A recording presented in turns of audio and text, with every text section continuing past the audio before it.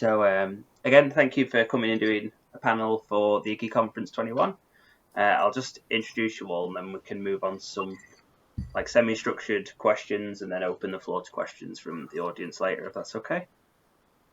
So I'll go alphabetically. So we've got Adam Boyne. He's co-founder of Betajester, a Yorkshire-based company specialising in AR/VR games, and co-founder of Game Dev London.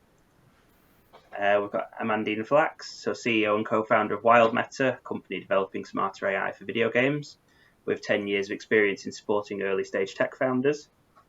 And we've got Davidson, so current head of engineering practices at Creative Assembly, an industry veteran with 20 years of experience in games. And I hope those short descriptions do justice to everyone.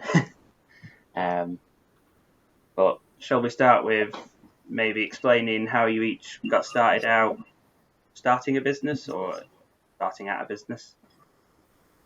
If anyone wants to go first. Sure, I'll jump in. Hello, everyone.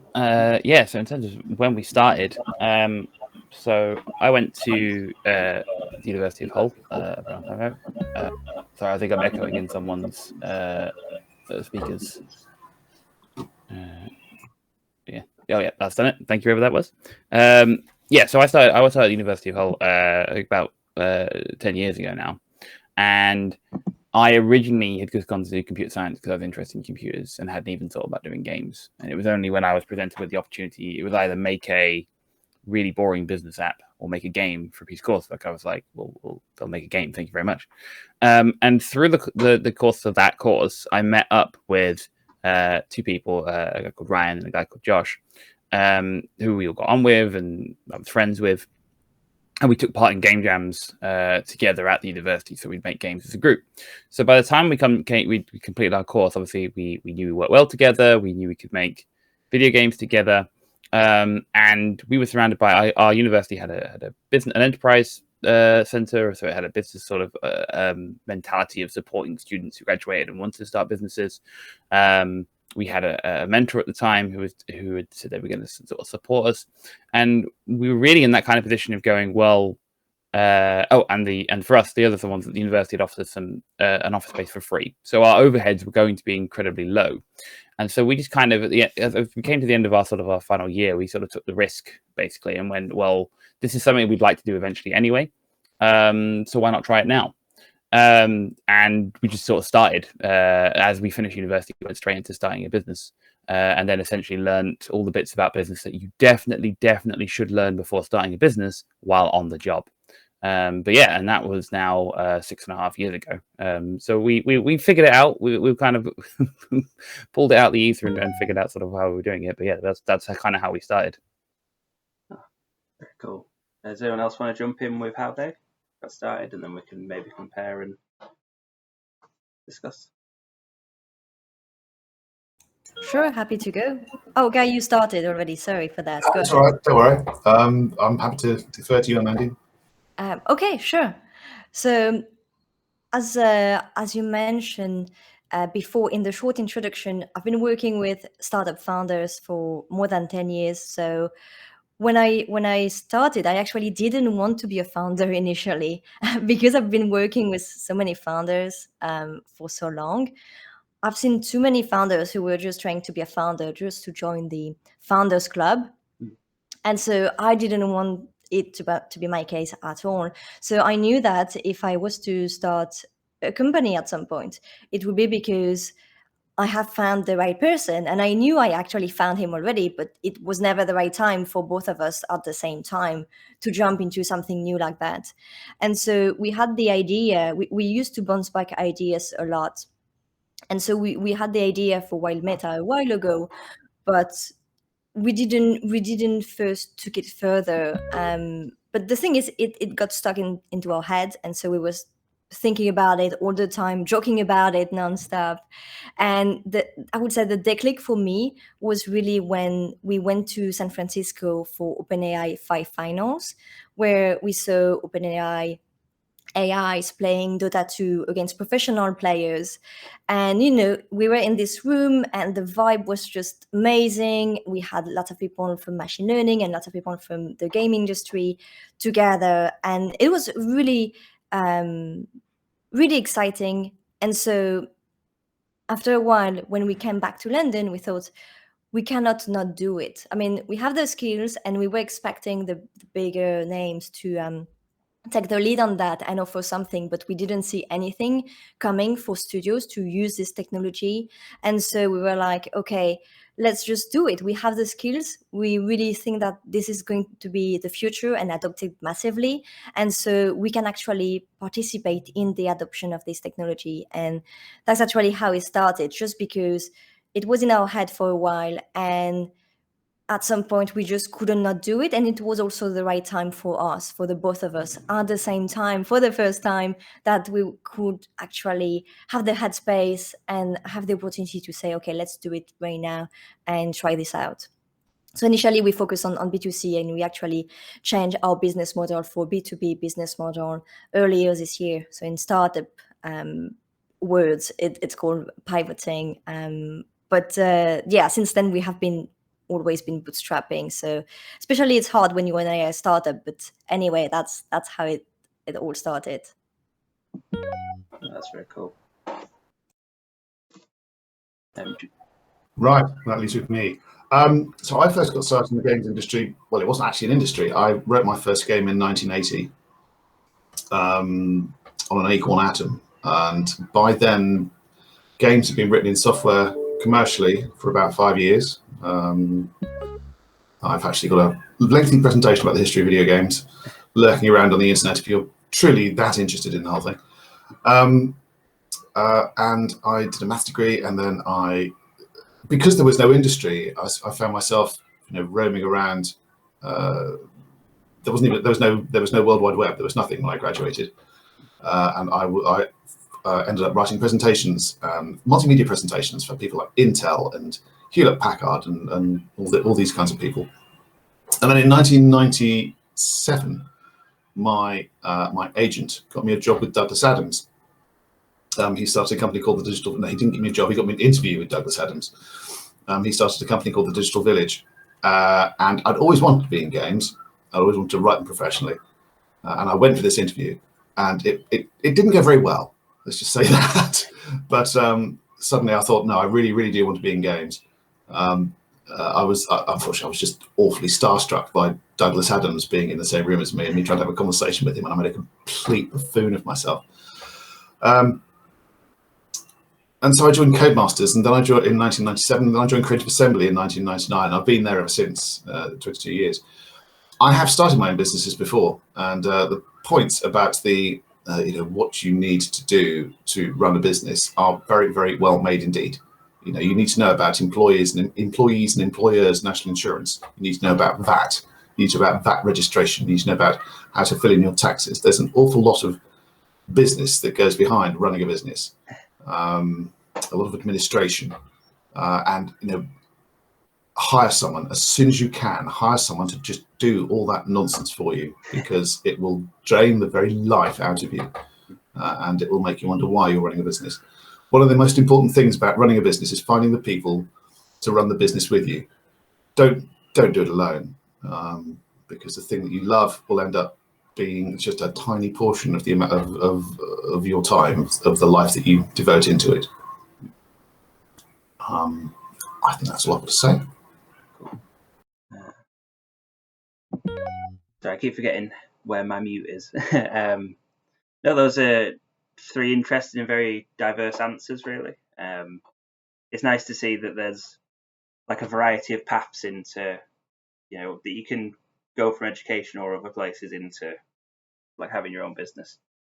So I was wondering if each of you'd like to maybe discuss skills and knowledge that you think is most beneficial for a student to pick up before they strike out as like a post-grad entrepreneur. And Guy sort of started on a lot of the business admin side of things then.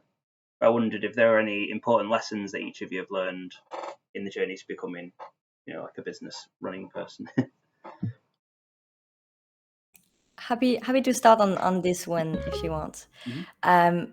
So I'd say one thing that I found very important in terms of skills is the ability to learn on the go and to adapt. And I think when you're a student or just a postgrad and you've been in school for quite some time, but not that long ago, you're still in this mindset where you're like a sponge and you're still learning a lot from people around you. So you're used to learn and take knowledge from your professors, for example, and mentors. And so I think that's something to really keep, because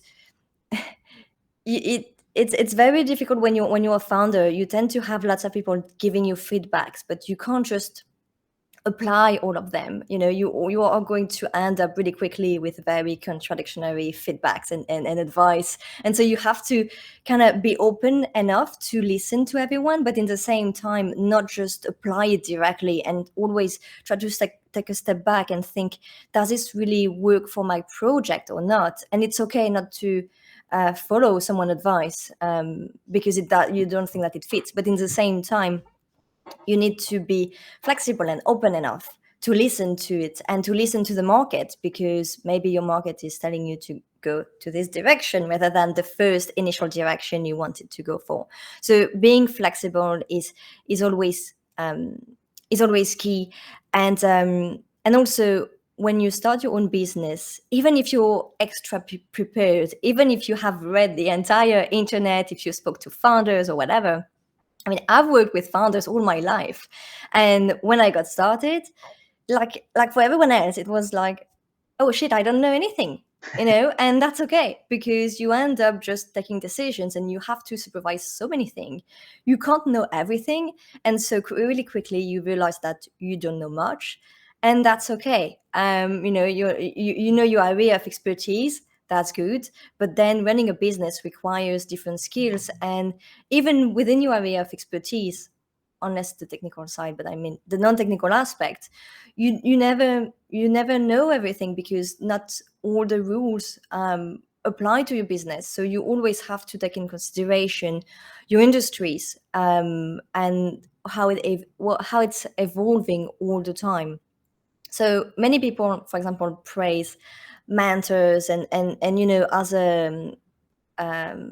as a person getting started in a business, I think it's important to try to just take everywhere what you can, because one day you may have a problem, you may facing something, and try to ask for someone specialized in this area, and the day after it's another problem coming up. So that's why you need to be flexible, but also try to understand that you don't just need to have one mentor and you go for this person all the time, but you actually try to surround yourself with a bunch of people that you can ask for advice, because they know about this and that. And I would say the last thing, because we're talking about video games, is really understand the gaming industry and how it works, but not just in your area of expertise, just the big picture, because it really helps just not necessarily just getting in, but finding the right direction for your project. I guess that's my 2 cents. That was a very comprehensive answer. Thank you. Anyone else want to go next? I will try. I'm going to answer the question in a very different way, actually. There are the 2 skills that I think will most benefit you when starting a business are time management and delegation. They are enormously practical skills. They are very dull and they are very boring. And the chances are you've heard everyone say this to you many times already. But the reason that you've heard it many times is because it is really, really important. Firstly, time management is important because when you start a business, particularly if you are starting it in your own home, it will consume your life. You need to be able to stop. You need to be able to establish a clear division between your work life and your home life, with your loved ones, with your friends, with your family. And the only way you'll do that is if you actually say, right, I'm going to work from 9 till 5:30, or from 8 till 4:30, or from 12 till 8:30. I'm actually going to spend 8.5, 8, 10, 6. I'm going to spend a fixed amount of time doing what I'm doing, and I'm going to make the very best of that amount of time. And if I don't manage, I'm not going to beat myself up. Tomorrow's another day. I'm going to get on with the rest of my life. Burnout is a real thing. You can work on one thing for too often. Burnout amongst founders is an even more real thing. And because of your personal investment in what you're founding, be it financial or emotional, the burnout is magnified enormously. and you're at great risk of long-term mental problems if you don't take time management very, very seriously. Delegation is also important because you have to be able to soak up your time management shortcomings. There is only so much you can do in one day, by being able to assign to other people. There are two distinct problems with delegation. The first of these is that you have to be able to watch people do an awful job of things. You know, you might be better at doing a thing than the person you're giving it to, but what you have to decide is it good enough? You know, don't let the perfect be the enemy of the good. You know, when you delegate something, you delegate to the person who you think can actually just do the job and get on with it. And if they can't do a very good job of it, you don't intervene unless you think there's catastrophic failure. When you delegate, you give a job away, and that's that. You know, it's theirs, and you can talk about it afterwards. But once the job's done, you know, once the job's taking place, it's theirs. The second important thing about delegation feeds from that, which is actually choosing the right people. When you're recruiting people to your team, whether they're co-founders or whether they're actual production staff or anything like that, you have to bear in mind that this is what you're going to be doing. If you're going to be delegating to them, you know, if there's 5 of you, you're going to be delegating production work. If there's 100 of you, you're going to be delegating leadership to delegate to production work. But whenever you hire somebody, you have to know that you're going to have to trust them with the things that you want them to do. Delegation and time management, that's my 2 contributions. Yeah, that was a cool answer as well. Adam, have you got? Yeah, so apart from a key one, which is learn about business before starting a business. Don't do what I did. Don't start a business and then go, wait, how do I do this? Definitely learn how to run a business. The main thing for me would be in terms of skills, in particular that you need sort of beforehand, is you need to understand your purpose. Why are you running a business? What's your goal here? You know, it's great to just run a business for the sake of running a business, but it comes with so much bureaucracy and weight and responsibility and stuff. Just to do it for doing its sake is not great. You kind of need to know what your plan is, and that leads to a really important skill, which is self-reflection. You need to kind of understand how you're going to review where you're at constantly to understand how to improve what you're doing and how you're going to get to where you're going. So sort of starting out, you'll have all heard of things like SMART targets, and the reason that they're so well known is because they're a really good way of sort of setting out the goalposts, if you will, of what is it that I'm trying to do here? What am I trying to achieve? Are you trying to make the next, £1 million indie game? Okay, well, what does that look like? How many games do you need to make before that happens? How do you set that up? Who do you need to know? Where do you need to be? What events do you need to do? Is it achievable? Is it something that you can do?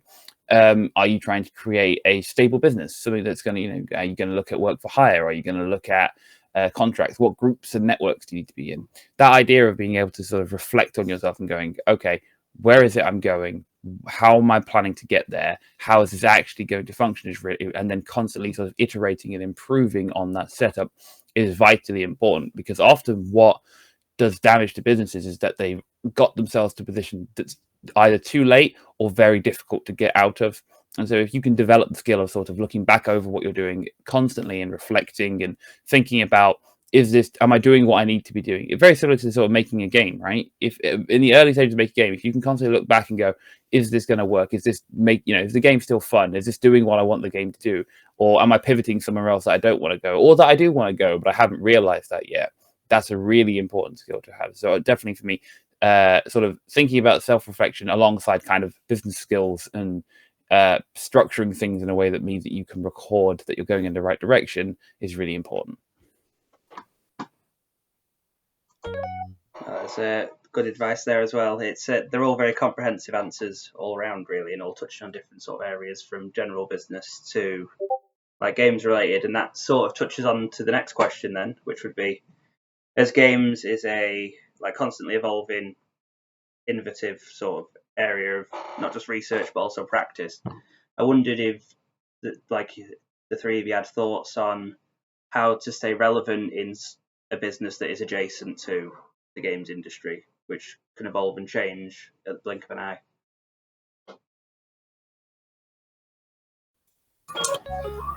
Well, I had a lot of trouble with this question. I've been in the industry, as I said, for 24 years now. And I've made use of the services of many businesses adjacent to the games industry, with audio companies, cinematics companies, things like that. If you're working sort of adjacent but not within the games industry, if you're not actually producing games but you're producing services and facilities, I think the most important thing is recognizing that the constant change in design, the constant change of what it is that your clients are trying to produce. Even as an engineer at Creative Assembly, we get changes, we get design changes way past alpha, way past beta. We get people suddenly realizing, oh no, that doesn't work. And we get big changes at the very last moment. If you provide a service, but you're inflexible with its provision, people won't come back to you. Service provision needs to be collaborative. You need to be working together, on a shared vision, shared goals, shared dreams. And you need to realize that you can't tie the whole thing down at the start of your relationship. You actually have to allow it to grow, mature, evolve. And that's going to mean some changes, unplanned for. And you have to make sure that you accommodate that kind of elasticity into your schedule. So, flexibility, that's the most important thing. Yeah, to bounce straight off that point as well, if I can. It's flexibility then bound into, you can kind of, when you're working next against, obviously we do at Betajester, we do a lot of work for hire. There's two kind of sides to the coin. On the one hand is fundamentals, and on the other hand is niche. So fundamentals, I'm talking about, there are certain aspects of the games industry which either don't change or change very slowly. So things like, almost every game is going to need a menu or UI. Almost every kind of first-person shooting game is going to need first-person shooting. Having an understanding of the fundamentals is very important. Being able to then go, okay, you know what, play around, make a first-person shooter, make a real-time strategy game, make it well enough that you understand some of the core problems, the core difficulties, so that when something comes up, in a year's time. Hello. Oh, hello. Sorry, just touching my microphone. Ignore me. So once you have the core when you had the core fundamentals, when those problems come up, making an RTS game or making a something else kind of game, that you are able to apply that knowledge that you use to those fundamentals, even if it's in new circumstances, which then comes up to the niche side of things, is that there's always going to be new things to try out. I mean, a few years ago we were looking at VR was brand new. Now you're looking at the play dates, with the crank and how does that change things. We've got Steam Deck, constantly new technologies, new ways of thinking, new ways of applying things, new APIs, whatever. And if you can be ahead of the game and sort of go, okay, they've just announced that this has come out, let me play around with it, let me get an idea for it, that puts you in a strong position, because every now those kind of things are where a company will come along and they'll only be, if you've tried making something for the Steam Deck, there may only be 4 or 5 companies that have done that thing with the Steam Deck, so you're in a good chance of getting that work. So for me, those are kind of the core ways that you can sort of set yourself up. Make sure you understand the fundamentals of sort of games and games design and games development, so you're ready for that, but also explore them. If you can explore that some of the niches here and there to get yourself familiar with them, that's always going to be useful. Yeah, definitely following Adam on that, the importance of understanding the challenges of the studios.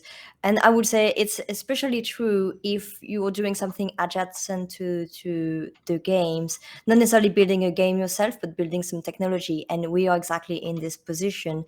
You may have the best idea ever, you may have already built some very cool tech, but if it requires the game dev to actually change entirely the way they work or to learn new skills, then that's going to be a flop.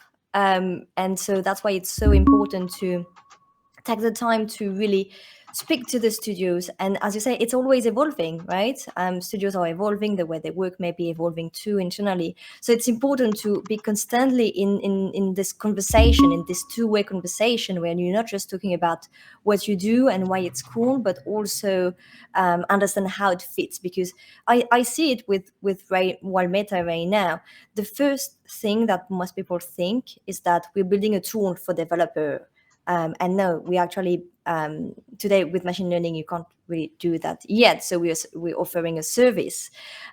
We could build a tool if the studios had in-house machine learning experts, but that's not the case yet, and I don't see that happening tomorrow. So right now we're focusing on the service aspect, just because we can't expect to try to sell our tool to everyone and be like, well, you need to hire someone specialized in that to be able to use it. That doesn't make sense at all. And so the big question we have from studios is, how does this integrate into our technology, into our tech stack? And that's really the main question everyone is asking. How does this work with the way we work? And so that's something you really need to think about.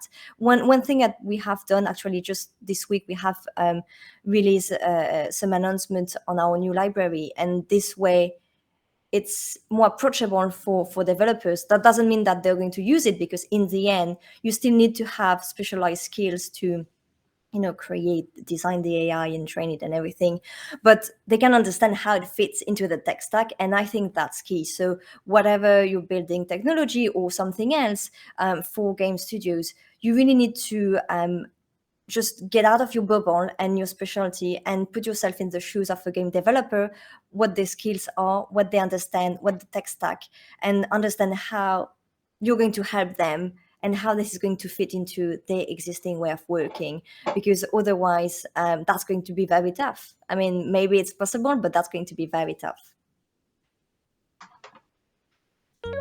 Thanks. Again, those are all very interesting answers, and I imagine there's going to be a lot of students who, they're trying to develop ML and AI sort of workflows and tools. So it's important for a lot of them to understand the workflow of the studio is probably more important than just making a cool tool. So we got through a lot of those questions very quickly, but luckily I had some backup questions prepared, and then we can kind of open to the floor if that's acceptable for everyone. So, we've had a positive spin on everything so far. So I wondered if there were common pitfalls that you've seen other founders fall into, or that you just have seen other businesses fall into, that you could maybe advise students with entrepreneurial sort of hopes against. Against the pitfalls, not against being an entrepreneur. But if I can jump in on a quick one that has definitely been true for us, that we learn time and time again. We are more resilient against it now, but I've seen other people fall to it on several occasions. Is nothing is ever agreed on until there is pen to paper and money in an account. Just because somebody says, yes, let's do that, or yeah, that sounds great, or yeah, we want to hire you, or any kind of positive thing, unless they've signed something that legally says that they are going to. And even then, I still wouldn't be until there's either invoice sent out or money in the bank. Does not mean that they are absolutely like, yes, that's going to happen. We've had many occasions where people said yes, and then we've heard nothing for a month, 2 months, and they've gone, our funding fell out, or actually we've gone a different way, or something's changed, or whatever it may be. So 100%, if you are, especially when you're getting into the stage of pitching your games or building services and trying to align with different groups and stuff, don't fall into the trap of going, oh, they've said yes, let's stop talking to everybody else and just we'll stick with that because they've gone for it. Because the worst thing that I can imagine for people is to commit to someone who then goes, actually, you know what, we're going to do something else. So yeah, that would be one of my major pieces of advice there in terms of pitfalls.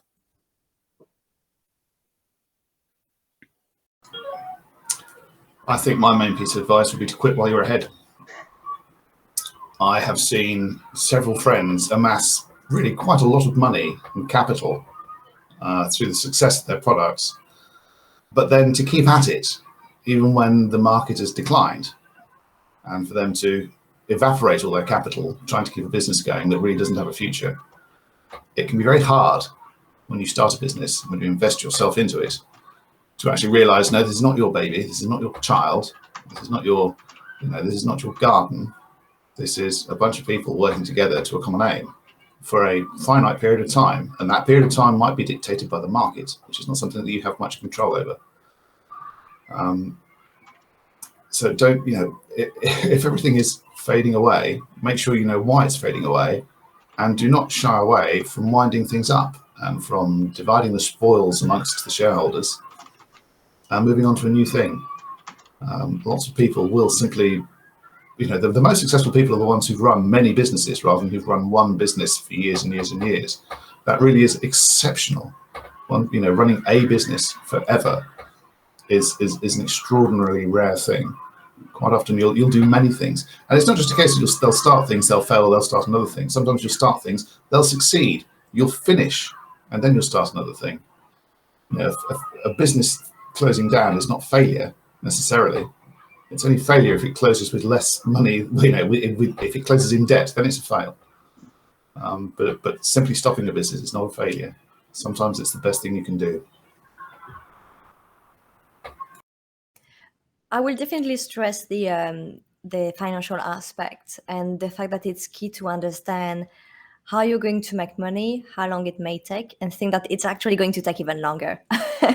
Today I feel that there is an easy access, well, easier than it used to information about how venture capital works. Years ago it was very obscure, and now it's easier to understand how it works. It's easier to reach out to venture capital, but that doesn't mean that you're going to get access to this money.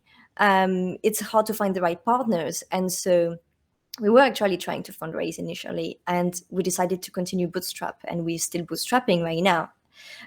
Even though I don't know if it's the best choice ever, but still, it's always tough, and everything is tough. And when you accept money from external investors, you need also to understand that they're going to be part of this adventure with you. So you really need to be looking for partners, right?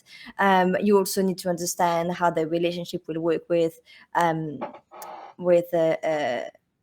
anyone investing in your company, whether you're going through angel, whether you're talking to publishers. So all that you need really to understand how this different relationship works, so you don't shoot yourself in the feet early on, going for maybe the first road and then realizing that maybe it's not for you, maybe it doesn't work out with your idea.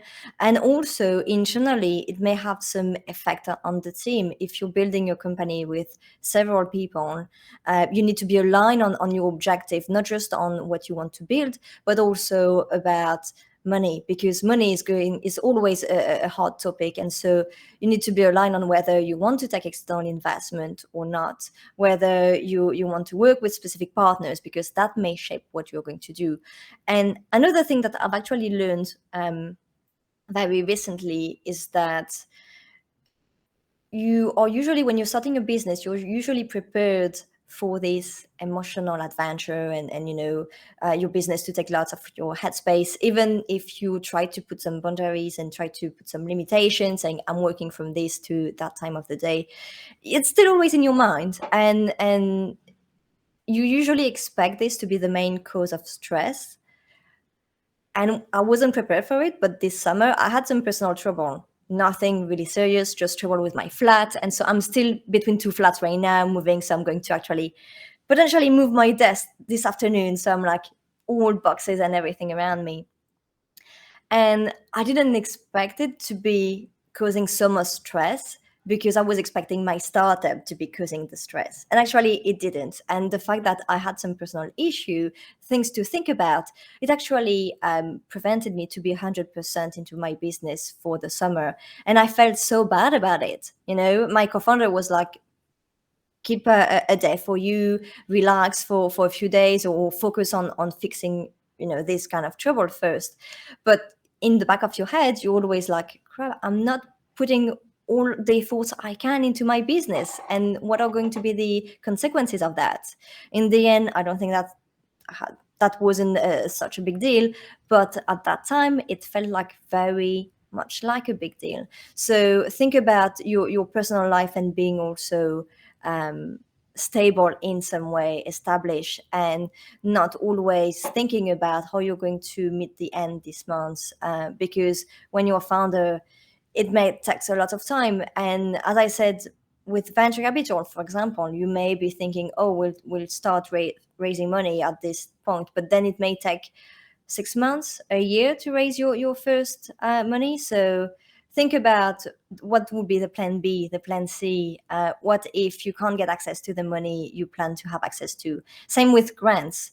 Grants are really good, but having them is very tough. What if people like your project, but what if someone, part of the assessors, doesn't like your project, and then you just miss one grant because of that? You can't rely on these things. So think about what you're going to do with the limited access to resources. Oh, cool. Again, a selection of good answers, and I think all of you have kind of touched on the idea of setting time boundaries at work and at home, especially if you're working from home, which, given the climate, is probably everyone's situation anyway. I wondered if, beyond the setting of like time boundaries, if you had any other advice for people to potentially balance work life and how you've all managed it, especially during COVID, I guess, because I don't know your situations, but I imagine if you usually be in the studio, you might be working from home. If anyone wants to jump on that. Yeah. Maintaining the utmost professionalism is very valuable. There is a reason why we have this word professionalism. It demarcates the kind of the professional from the personal. You do enter into personal relationships with the people around you, obviously. Of course you do. People talk about themselves and they talk about each other all the time. But you do need to identify who your friends are and who your work colleagues are. And when those two things overlap and blend, it's all the more important to know when you're in workspace and when you're in home space, when you're in personal space, especially if you're running a company. It's a common cliche that it's lonely at the top, and it really is, because it's even harder. You usually make friends with your peers at work. When you're running a show, you don't have any peers unless you've got a very close-knit sort of leadership team with you, and that's not going to happen until you're until you get to quite a large company. So I'm not saying be aloof, but certainly remain professional. Cool. It's interesting because maybe because we are such a small team right now, we actually don't necessarily have the same vision. It's more like about we're working from my living room, and it's we don't try to have boundaries necessarily.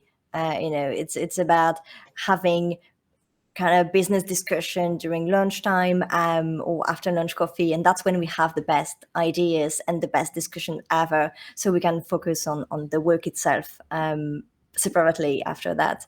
But I've been working remotely before COVID, so I would say something that is very important is, of course, to have the rhythm, to have the routine that works for you. Like, not everyone has the same routine, and do not believe everyone saying they wake up at 4 a.m. and are super productive on the morning and everything.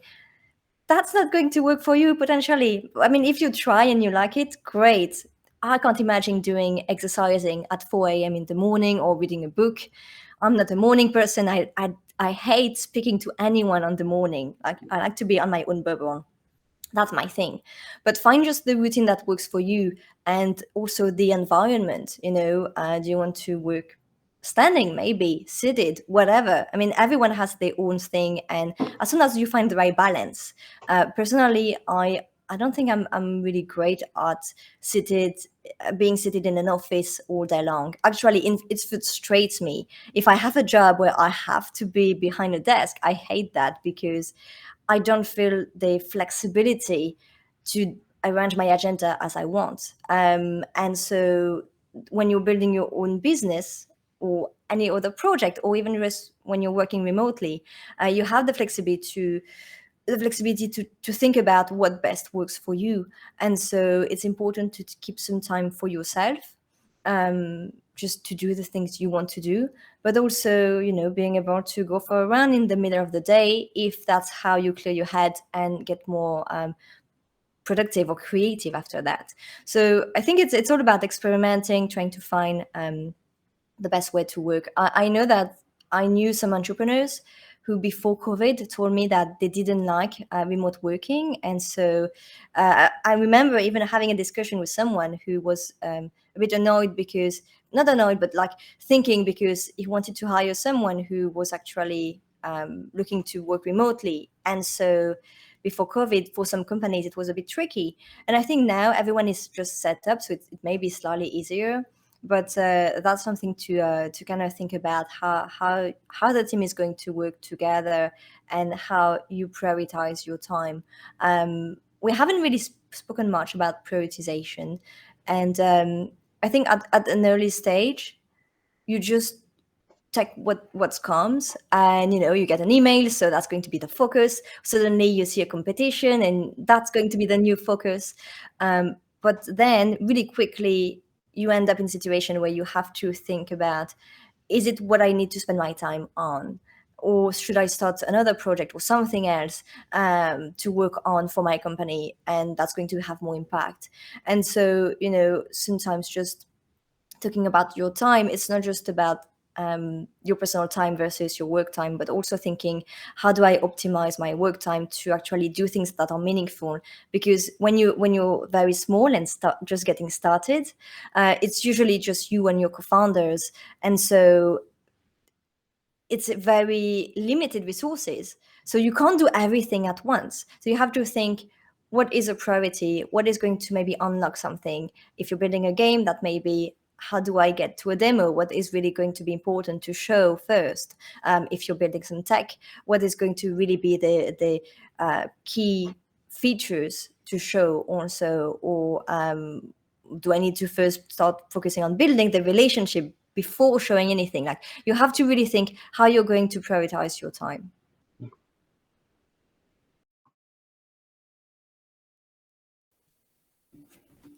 I think a lot of what I wanted to say has kind of been covered there. I think the key thing that I wanted to kind of double down on is everybody's kind of working structures are different. And that includes both working from home and even in the office. I tend to work best when I have headphones on, music on, just really focusing in. Other people tend to work better when they are more open and just chatting amongst people. Some people work best in coffee shops, some work on trains, some, but I think the keys are experimenting with different ways of working, as Amandine said, to figure out what's going to work best for you. And harking back to what I said earlier and reflecting on that will change over time. Sometimes some things make life easier, some things make things worse. Sometimes things change over time. You may find a particular piece of music that gets you really into working on one project, doesn't distracts you on a different project. So keep kind of feeling out, thinking about how you're feeling, practicing mindfulness and being aware of how you feel in that situation and how the situation is affecting you, but and also being empathetic, thinking about how it's affecting other people and stuff, and trying to find balances that means things are working for you and that you're able to be at your best, working to your best capabilities, and sort of charging ahead with that, whilst also helping other people to create an environment that feels safe and secure for them, allowing them to work at their best are really important. And especially when you're working from home, that can, depending on where we are and who you join and stuff, that may be ending or that may be just starting for some companies. So finding out for yourself how you feel about it is going to be the key here, and then build on that by helping other people to find their sort of best way of working as well. Lots of good answers there again, and it sort of highlights as well the dangers of social media in some ways, where everyone on Instagram's like, I'm up at 4, and they probably just take a picture and go out to sleep. But I think it might be a good time to open to the floor, though, if people have got questions. Although, if people just want to try stepping in and asking, or if they want to emote, and I'll shout them, I guess. James, is that you? Yeah. Okay, I'm audible. Quick question. In terms of finding the crucial first paying customer, just what your stories are as to how you actually got that first money in the door with a new company.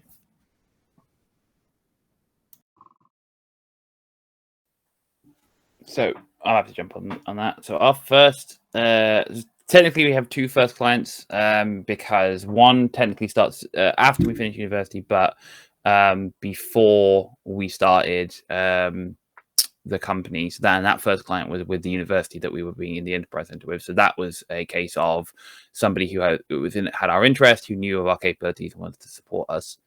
The second client that we had, this was after we officially started the company. It took 2.5 months from when we officially sort of started working as a company full time until we had our first client. And that was through, we'd built a relationship with local kind of business experts, mentors, and that kind of thing in the area. One of which was invested in sort of us, emotionally invested, not financially, invested in us kind of succeeding. And they'd been looking for opportunities and stuff, and they found an opportunity with again, with the local university through different channels, people we didn't know. So this time it was with the marketing team, and we're sort of arguing our case about it was to show for an open day, basically have a stand and showcase a piece of work to help encourage students to join the school. So in that case, for us, it was a case of leaning on the people that we knew, leaning on the people that we, were invested in our success, who our success would help them in the same way. And just, talking to them, being open about the situation, what we're looking for, what we're trying to find. And, it falls back to the same kind of things that all businesses will teach, lean on your groups, build up network. If you don't have them, build up more networking groups and just keep speaking to people about what you're doing. And someone goes, oh, actually, we're in a situation to help you there.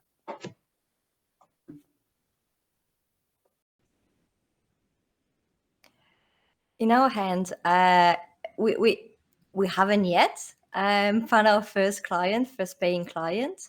The thing is, we've been talking to a bunch of people, really a lot of studios, and there is a clear interest in machine learning in video games, and that's also why I've been speaking at so many events and podcasts and many things over the past few months. There's a clear interest, and people are very curious about it, but it also takes a lot of time to integrate a new technology, to evaluate if it's for you, also to think about your own timeline for your own game. And so we've been speaking to some people who have been very clear with us, saying, oh, that's really cool, but we're not going to have a chat before 6 months, because right now we are just into this game. It's way too late to integrate new tech into that. So let's talk later on to talk about further project later on and the next games.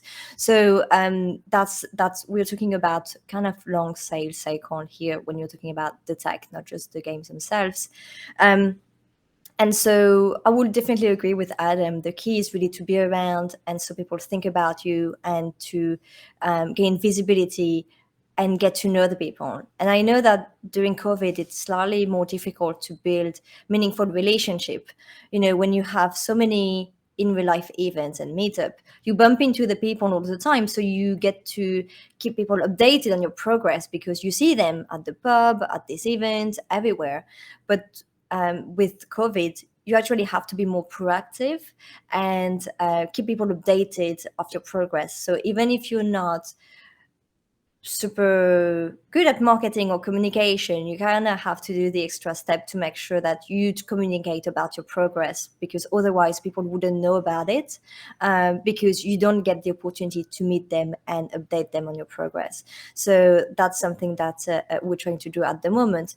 But I think it depends on what you do, but getting the first clients may take time if you do something out of the ordinary, something that is new, something that is very innovative, because you need to convince people about the benefits of what you do, because they haven't necessarily seen it somewhere else. So right now, I truly believe that as soon as a bigger player is going to release something about machine learning for game AI within a game, and everyone will be able to play a game where you have machine learning bots, then we will see a rising interest. So far, we have seen a lot of smaller companies, a lot of small studios being interested, but we have decided not necessarily to pursue this together with the smaller studios, because sometimes it can be an overkill for some games. And even if the founders are super excited about the technology, it doesn't necessarily make sense. So it's not necessarily a good use of our time, because it doesn't necessarily reflect really well what the bots can do and what the technology can do. And on the other hand, it may be a bit expensive for a studio for results that may be cool to say, yeah, we're using machine learning in our game, but for small games, it just doesn't make sense necessarily. So we have had these discussions with a bunch of small games, and we would have loved to have our technology in production in a game for sure. But in the same time, you have to think about, is it worth for everyone to go this road? So sometimes it can be worth to wait a bit longer to develop longer and deeper relationship with people, rather than jump into the first opportunity, I think. But we'll see in the future. I mean, that's the theory right now, but we are still experimenting every day, so can't say for sure it works. I don't really have much to add to that. My first contract was in 1986, and I got that contract because I told everybody I knew that I wrote software. And I think nothing has changed. You know, nobody will ask you to do a thing unless they know that you can do the thing that you want to be asked to do. You know, you have to network. You have to really, really, really sweat your network of friends and contacts and family, and tell them that, hey, I can do this. This is the sort of thing we're doing. This is the service we're providing. You need that 30-second elevator pitch. You need to be able to tell people suddenly, oh, I do this. One day, after hundreds and hundreds and hundreds of attempts of talking to people, of making small talk, one of them will go, oh, actually, and that's your first contract. And once you have a contract, you can start building a portfolio, and then you can start showing people your portfolio, and then it just builds from that. But that first contract it's all networking, it's all sales, it's all push, selling. If you're not that kind of person, this might not be leading a company might not be the role for you. Has anyone else got any questions? Feel free to emote.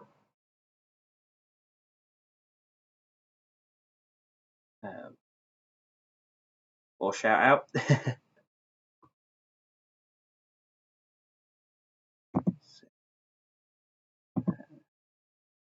No, doesn't seem to be any at the moment. Or if I've missed anyone and I can't see your camera, do just turn your mic on. But,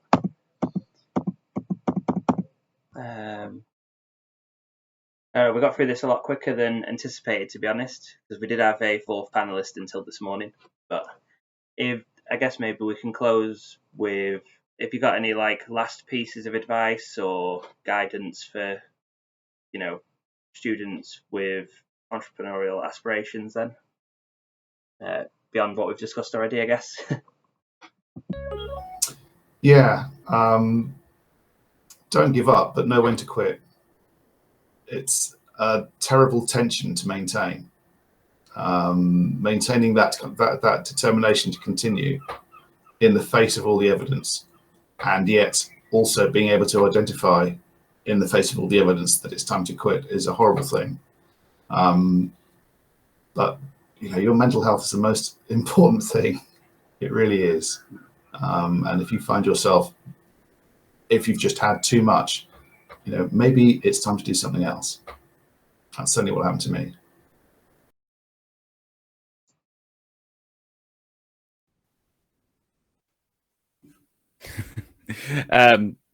Yeah, so from my perspective, it's a case of really go into this. If you want to build a company, go into it with eyes wide open. Go out there, speak to people who have done it, speak to those that have been successful, speak to those that have been unsuccessful, even more importantly, and figure out what it is that you want to do and why you're doing this, and that if this is the right path for you. It has some wonderful benefits, but it also has some negatives, for want of a better word. And so it's really important that you don't go into it with the dream of everything working out perfectly well, and know what you're getting into beforehand. And now is a perfect opportunity. Take the time to learn and figure out and decide what you want to do, and then go into it fully committed, and knowing what you want to achieve.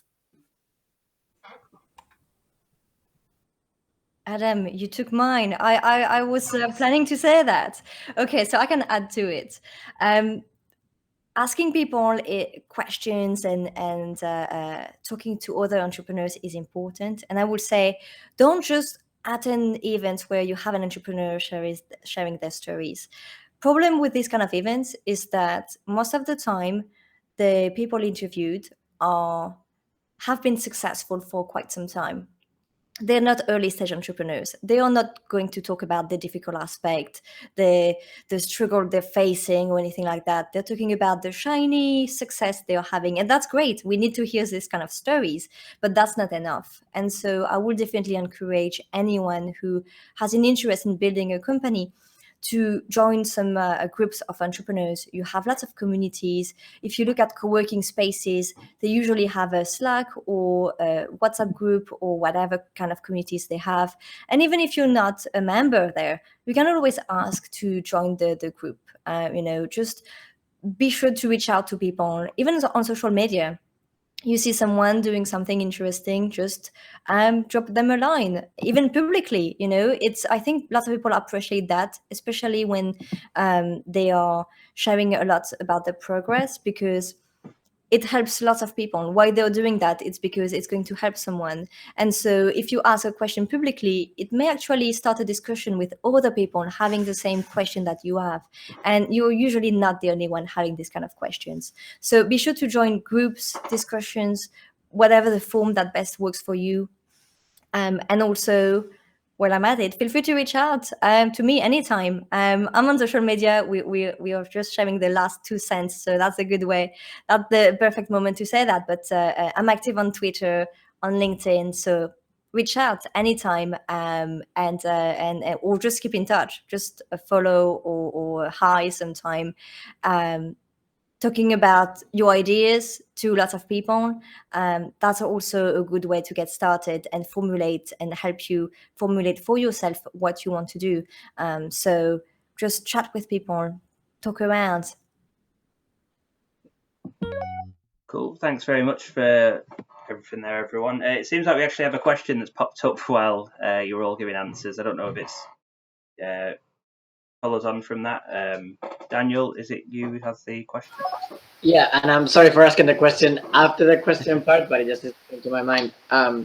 So something that I've picked up from the panel, so thank you very much, is that especially on early stages, it seems that you're always in this like balance in which so you're trying to find clients, but also it may be that they're showing interest, but it's not the right time for them, or maybe they don't have the funds, or maybe they don't know where it's gonna work or not. And I wonder if, and I'm sorry because this is like a very general question, but if there is any advice. Well, sorry, I'm going to build up a bit more onto that. Some of you, and I can't remember whom, said that it's really important to be able to be retrospective at all times and to analyze how well you're actually fulfilling your goals.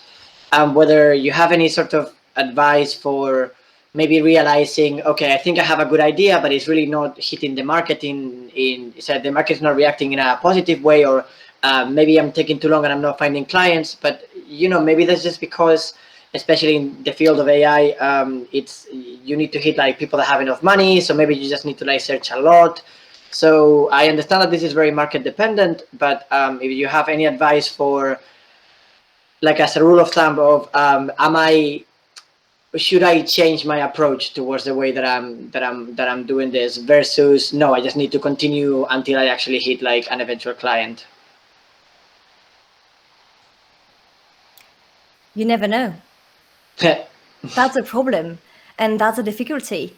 You have no one, like when you're in a traditional job, you try something, you experiment, and you have a boss, and who has a boss who says, oh yeah, we go to this direction and that's good, and one day they're like, oh well, actually it's not good enough, so let's change. When you're building your own company, there's no one really telling you if you're doing it right or wrong. And so you can spend months trying to do something in one way and realizing after months that maybe that wasn't the best way to go. But could you have known without doing it? Maybe not. So I would say always try to experiment and try to find ways to get answers to be able to read between the lines of what your potential clients say. So don't just take their word for it, because they may just say, oh, no, that's not the right time, just to get rid of you. That's a possibility. But maybe not. Maybe that's true. So try to find ways, maybe just follow up regularly with them, or keep the discussion going constantly, or whatever, that enables you to find the right answer. But then there is no real indication that you're right now doing the right thing for the result you're expecting. So just keep asking people, keep just having conversation with your potential clients, but also with other people in the industry. They may have, it's a small industry, everyone knows each other, so they may have other information that may help you understand a potential target client's position, if they're really interested in this, or if they're actually not that interested in that, or if they're actually doing something in generally and just asking you for advice and keeping you close by just so they can benefit from your knowledge. All these situations happen, and so you don't really have clear indication on anything. Especially when you're at an early stage, you can just try your best and try to put yourself in the shoes of your potential client and think, can this work? Do they have the necessary information? Do I use the right message to explain what we do? That's something we actually faced very quickly when we pivoted earlier this year, where we had this machine learning approach and this machine learning talk. Basically, we were talking to gaming people, talking about machine learning vocabulary, and so we had to change that really quickly to adapt to them. And so that's the kind of thing that you feel that in the discussion there is something that doesn't really make them tick. So try to find ways to read between these kind of lines. That's the best advice I can give. I would say don't underestimate the value of A/B testing. You can do A/B testing anywhere at all, as long as you know what you're controlling for, as long as you know what variables you're holding steady. Then taking two approaches and seeing which one yields the best results or yields superior results. In fact, you're gathering data all the time about your customers, about the market in which you're operating. Make sure that you are always actually gathering data and improving your perception of the market, because that's the only way that you're going to be able to successfully compete in the market, is if you understand it well.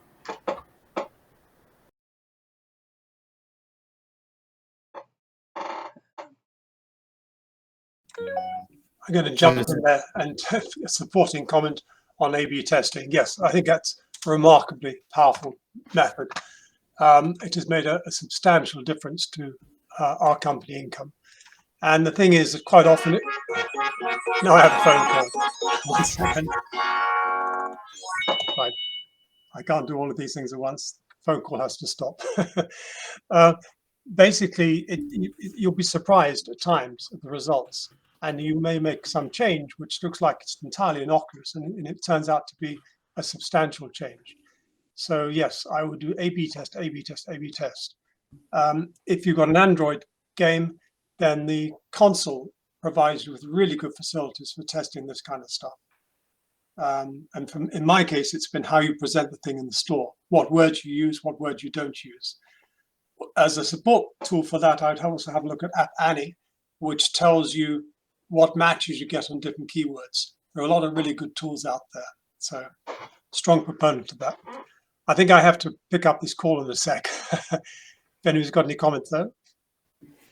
Well, I just wanted to add my thoughts onto the original point as well, which is I think one of the key things here is that the point at which you have to kind of stop and analyze it is going to be linked to the point at which you can either physically cannot because you've run out of money or whatever it may be, or you judge that you cannot stay on the path that you're on. And that doesn't mean that you can't continue with the same kind of product, but it means pivoting, changing, adjusting. And that involves you kind of going back to what I said before, setting up beforehand and going, okay, well, this is what I'm working on. This is what I think we need to find somebody within 2 months to still have enough runway to then get onto developing it or whatever it may be. So there's also a sense of do the analysis, see what's out there, how has it worked for other people, and figure out for yourself, okay, well, what's my line? What's the thing that I need to have done here? Because the thing that a lot of people think is that they'll go, oh, I'll know when it is. It's fine. And then you'll get to more and more dangerous positions, and because you've got that momentum, you're just like, no, I'll just keep going. Really, you need to set yourself up that line so that when you hit it, you go, you know what, this is what I said at the start would be a point where I need to really consider what I'm doing. So I always think that's an important place to begin, and then an important marker to see when it comes up. Cool. Again, thanks for all of the very informative answers, and for Jeff for jumping in. I'd wondered, has anyone got any more questions? Because I missed the one previously. If not, then we can sort of round off a little bit early. But again, thank you to all the panelists. It's been really, really informative, and it's a great opportunity for all the students to, learn more about the business acumen side of things and what it's like to be, like a business founder. Thank you, everyone. Thank you. Thanks for that. Everyone. Best of luck. Thanks for coming. And everyone's dancing, I think. Well, not everyone, but you know what I mean. Okay, I'm going to be generally wandering around this environment. I'm also doing some work as well. So if people want to nudge me and have a conversation, I am around. I joined the conference late today. Okay. Cool. I'll suppose I'll funnel out, but again, thank you, everyone.